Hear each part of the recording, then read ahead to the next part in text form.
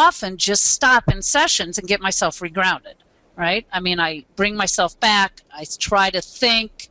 And because I'm one of those people that kind of am impulsive and talk a lot, could you tell, that I have to slow myself down. I know I have to slow myself down.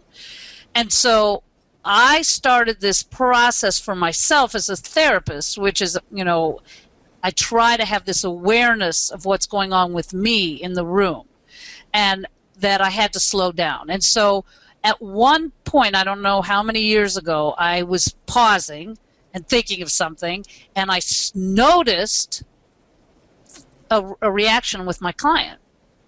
And I said, do you want to know what I was just thinking? And she said, oh, I know what you were thinking. And I said, what was I thinking? She said, I know what you were thinking. And I said, what? And she said, that I'm too much for you, that you can't handle me, which was not what I was thinking at all.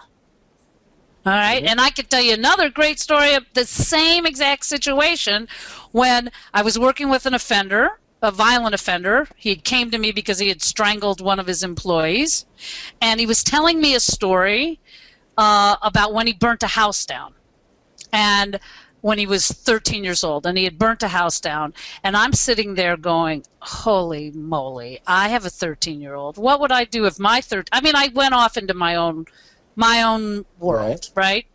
And I was totally like thinking, this guy burns houses down, he strangles people, what the heck am I doing sitting in this room? I mean, I was off in Mary Jo land.